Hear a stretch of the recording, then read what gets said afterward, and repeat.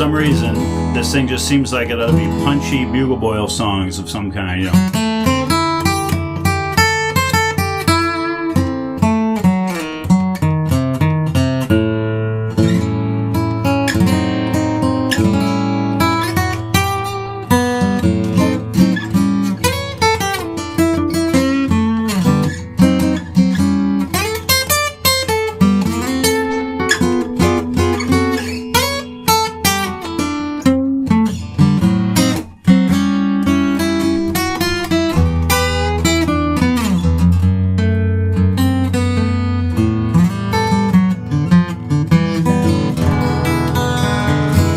Well, hey, welcome. It's Brian up here in Kingfield, Maine. Got something to show this morning on this rainy September morning. I picked this thing up right before I started vacation, and I've been on vacation for a couple weeks. So this was actually a pretty fun, quick project. And I didn't know what I was getting when I bought it. It didn't have a headstock logo, so I didn't know if it was a K or not. And I bought this thing online, sight unseen, just from looking at some pictures. And I didn't know if it was going to show up being an arch top, an arch back, a flat top, whether it was going to be laminated. Who knows? If you look at the pictures of my listing here on Reverb, you'll see it was spray painted and brush painted white. The back was not as shiny as this, but the back was still in good shape. Fretboard was missing a few frets. It had a trapeze tailpiece, had a skinny, tiny little archtop style bridge.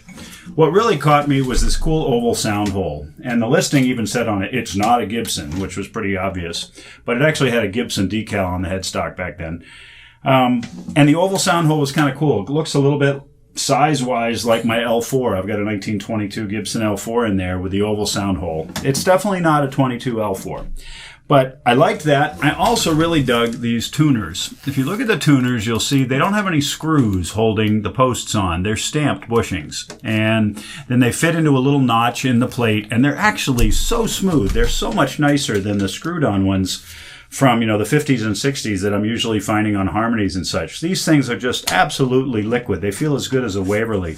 And apparently during World War II, screws and hardware were all going to the war effort. And so one way of identifying 40s models I've been reading online is to see these stamped bushings. So what I've got here, I'm pretty sure it's a K, and that's why I put a K headstock water slide on it. I think it's a Sherwood, which was made by Kay for Montgomery Ward back in the 40s. However, I can't find a flat top version. And when I got this, like I said, it was kind of painted and it had an arch top bridge and tailpiece, but it did have bridge pin holes on the top. So it had some sort of a pin bridge at some point. I found a bunch of Sherwoods made by Kay for Montgomery Ward that are arch tops, but they have the same sound hole. They have the same dimensions, 17 inches wide. Kay, in that era, were making laminated bodies. All the backs and sides are laminate. Tops are solid. Whereas Harmonies, in my experience so far, have all been pretty much solid wood. They'll have solid mahogany back and sides. This is laminated back and sides. This is a solid spruce top, and it was absolutely crack-free. This is a solid mahogany neck, but it had a really crumbly, nasty, ebonized is another word for dyed black, ebonized white wood, but it is a one-piece mahogany neck. Not a real big beefy thing like the Harmonies. It's just a comfortable C shape. It had no truss rod in it when I got it, and so we rectified that problem as well. So again, just by doing a lot of research, finding something with a similar, this is the original pickguard. The pickguard was similar on some of these Sherwoods, and the headstock shape. I will put a picture in so you can see it here in the listing. The headstock is pure Sherwood. It looks just like it. Now, I couldn't get Sherwood water slides, and I wasn't going to make something out of vinyl, so that's what I got. Anyway, on the bench it went. And the first thing I did is I pulled the fretboard off, and that made it easier to take the neck off, so I got the neck off. Then I pulled the back, and I salvaged all the original binding, so all the binding is what was on it originally. And it is laminate. The inside layer, the part that you see looking through the sound hole, and you'll see that in some of the listing pictures, is actually bird's eye maple. Has all the perfect little bird's eye specs. But the outside part is definitely mahogany. It looks like it was 3 plies in there when I was taking it apart. And everything is nice and intact. It actually came apart really easily with no crumbling of that inner layer. Once I had the back off and I'm looking on the inside of the top, what did I see except huge, big, thick ladder braces? I think there was 5 of them in there, and they were 3/4 of an inch wide by an inch tall. They were like floor joists. Now, that's a wonderful thing for keeping a top from cracking. That's why this top is so intact. However, it probably sounded like a cardboard box. You know, I never had it strung up before, so I don't know. It didn't have enough frets to do anything. It now has 5/16 inch Sitka spruce X-brace pattern, 2 tone bars down at the bottom, 2 tone bars each on the side, and then reinforcement around the sound hole. 1 big thick brace across the top, the transverse, with access to get to the adjustable truss rod that I put into the neck. So it has a 2-way adjustable Stu-Mac style truss rod that you access through the sound hole. Solid rock maple, Maine maple bridge plate underneath the footprint of the bridge. And I side reinforced the sides on the inside, and let's see, just a coat of shellac just to kind of make it look nice. And some people say that actually helps with the resonance. I don't know if I believe that, but on top, I decided this big, huge belly, 17 inches across, lots and lots of belly space, needed a nice big bridge. And I'm not usually a mustache bridge guy. Honestly, I'd rather see a J185 than a SJ200. But this thing just seemed to be crying for it, especially with that oval sound hole. And in terms of weight, I put this thing on a scale right next to a regular pyramid, rosewood bridge that I had built, and it was marginally heavier. So I don't think it's a whole lot more mass on the top. And really, this thing just has, it's got plenty of room to make noise, even with that big bridge. It's not damping that top at all.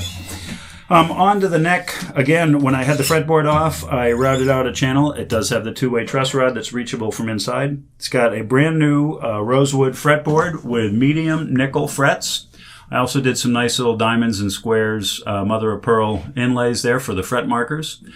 And this now has an 1.11/16 nut, 2 1/8 inch string spacing down here at the bridge.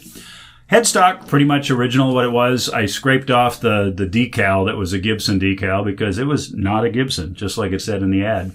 And a couple coats of True Oil on that wood just to kind of seal it up. And then that water slide. And I'm probably going to put a little True Oil on top of that too as this thing really cures. I just put that water slide on today. All in all, great fun playing guitar. Comfortable neck, comfortable fretboard.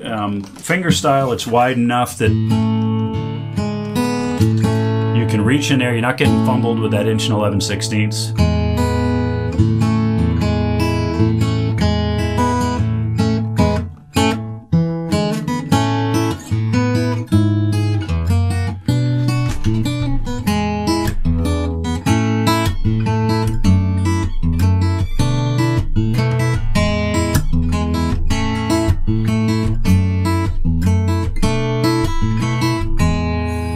Can't do one of these demos without a tiny bit of this.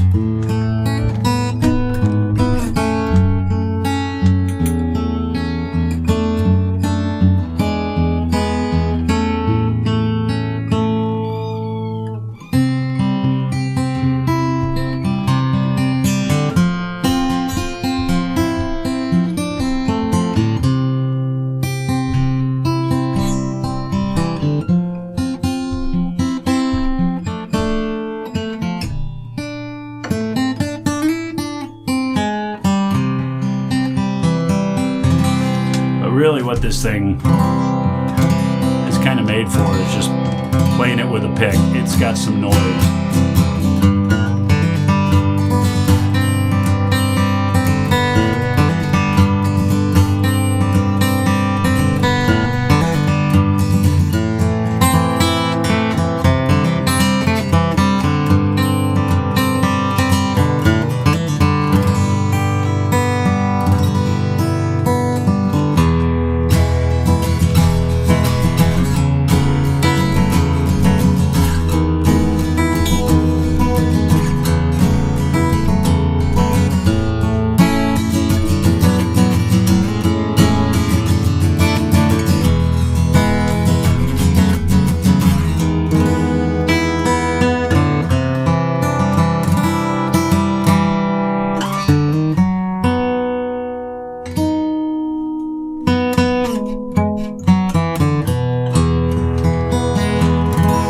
Looking at the timer on my phone, I've gone gone over 10 minutes, so that is way too long for a video.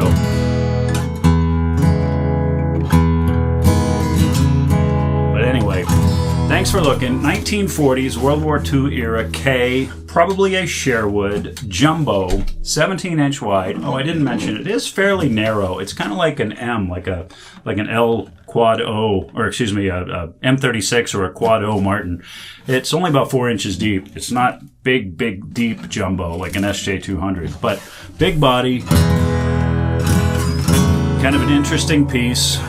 Whitewash finished top, laminate mahogany back and sides, original binding, solid mahogany neck, new rosewood fretboard and bridge, new frets, 1940s tuners. Comes with the original condition, kind of a fair condition chipboard case. Anyway, thanks for watching. See ya.